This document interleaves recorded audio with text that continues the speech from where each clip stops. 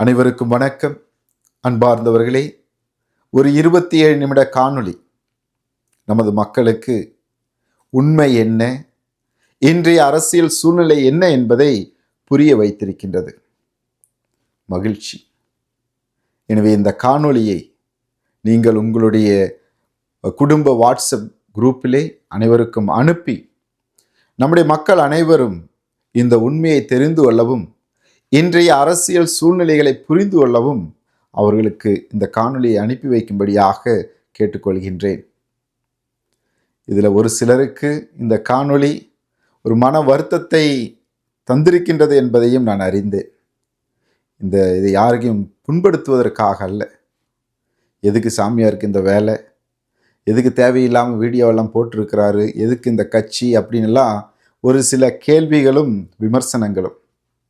அன்பார்ந்தவர்களே, யோவான் எழுதிய நற்செய்தி அதிகாரம் 18 இறை வார்த்தை 37 நாம் வாசிக்கின்றோம்.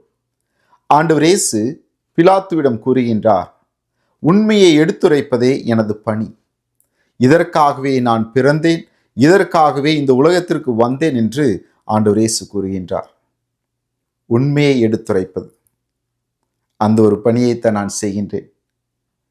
விழிப்புணர்வு இல்லாமல் இத்தனை ஆண்டுகள் பொய்களே நம்பிக்கொண்டிருந்த என் மக்களுக்கு இந்த காணொளிகள் வழியாக நான் உண்மை என்ன என்பதை எடுத்துரைக்கின்றேன்.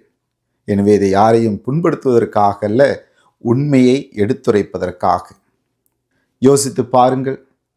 முதலில் நாம் தண்ணீருக்காக போராடிய பொழுது, நமது உரிமைக்காக போராடிய பொழுது, அந்த தண்ணீரை அவர்கள் நமக்கு கொண்டு வந்து தருவார்கள் என்று சொன்னார்கள். ஆனால் சமீபத்தில் அந்த காணொளியை அவர்களே கூறுகின்றார்கள், 3/87 என்ற அந்த ஒரு உத்தரவை இவர்கள் தான் ரத்து செய்திருக்கின்றார்கள், நம்மை ஏமாற்றி இருக்கின்றார்கள். இரண்டாவதாக நாம் பார்க்கின்றோம், ஒருவர் கூறுகின்றார், இந்த வலது வாய்க்கால் பணியானது 1 இன்ச்சாவது நீங்கள் அந்த பணியை துவங்க முடிந்ததா, செய்ய முடிந்ததா என்ற கேள்வி.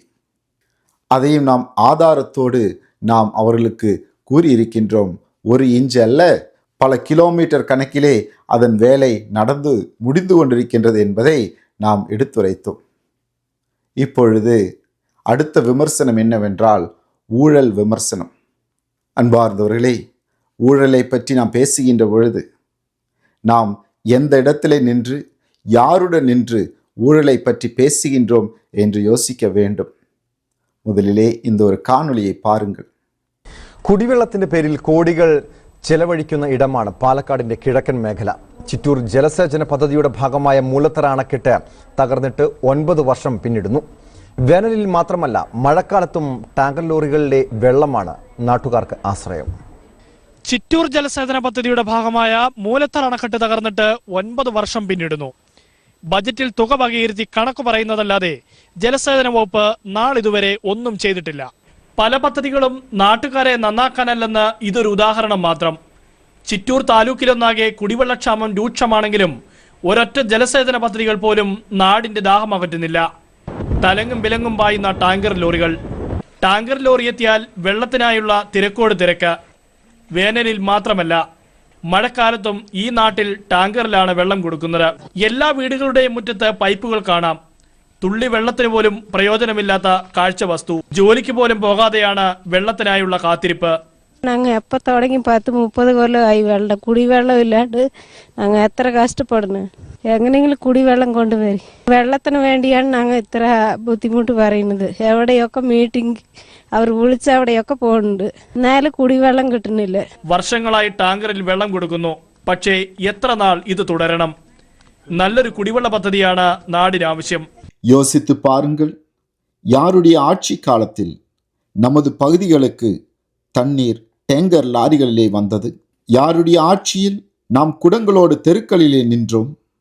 இன்று யாருடைய ஆட்சி காலத்தில் தெருக்களில் காலி குடங்களோடு நின்ற நம் ஒவ்வொருவரின் வீட்டிற்குள்ளும் குழாய் வழியாக தண்ணீர் வந்து கொண்டிருக்கின்றது என்று அவர்களுக்கு நன்றாக தெரியும். நமது வடகரப்பதி, எருத்தேன்பதி, கொய்ஞ்சாம்பாறை பஞ்சாயத்துகள் தான் யார் அடுத்த எம்எல்ஏ என்று தீர்மானிக்கும் என்று. எனவே எப்படியாவது நமது வாக்குகளை பெற வேண்டும், ஆட்சிக்கு வர வேண்டும். இதுதான் அவர்களது நோக்கம். மறுபடியும் நான் சொல்கின்றேன், இவர்கள் நமது வாழ்க்கைக்கோ வளர்ச்சிக்கோ ஆனவர்கள் அல்ல, மாறாக நமது வாக்கிற்கானவர்கள். எனவே நாம் எச்சரிக்கையாக இருக்க வேண்டும். அவர்கள் கூறும் ஊழல் குற்றச்சாட்டு கூறுவது போன்று யாராவது ஊழல் செய்திருந்தால் கண்டிப்பாக அவர்கள் தண்டிக்கப்பட வேண்டும். நானும் ஊழலுக்கு எதிரானவன்தான். ஆனால் எனது கேள்வி என்னவென்றால், இந்த தேர்தல் நேரங்களில் தான் ஊழல் பற்றிய குற்றச்சாட்டு வருகின்றது. அது எப்படி? கடந்த முறை எம்எல்ஏ தேர்தலின் பொழுது இதே போன்றுதான் ஊழல் குற்றச்சாட்டு. கோடிக்கணக்கில் ஊழல், வீடு கட்டினார்கள், மாளிகை கட்டினார்கள் என்று பல அரசாங்க அதிகாரிகளும் வந்து பரிசோதனை செய்தார்கள். கடைசியில் என்ன ஆயிற்று? எந்த ஊழலும் செய்யவில்லை என்று தீர்ப்பு. இப்பொழுதும் இந்த தேர்தலிலும் அதே குற்றச்சாட்டு. எனவே என் அன்பு சொந்தங்களை புரிந்து கொள்ளுங்கள். நமது ஒற்றுமைதான் நமது பலம். இவர்கள் கொய்ஞ்சாம்பாறைக்கு அந்தப்புறம் ஒன்றும், கொய்ஞ்சாம்பாறைக்கு இந்தப்புறம் ஒன்றும் பேசுபவர்கள். விழிப்புணர்வடைந்து நமது லட்சியத்தை கண்முன் நிறுத்தி நமது அடுத்த தலைமுறை மகிழ்ச்சியோடு வாழ வேண்டும் என்ற உயரிய எண்ணத்தோடு உங்கள் வார்டில் உள்ள ஆர்பிசி வேட்பாளர்களுக்கு தண்ணீர் குழாய் சின்னத்திலே உங்களது வாக்குகளை செலுத்தி அவர்களை வெற்றி பெறச் செய்யும்படியாக அன்புடன் கேட்டுக்கொள்கின்றேன். நன்றி.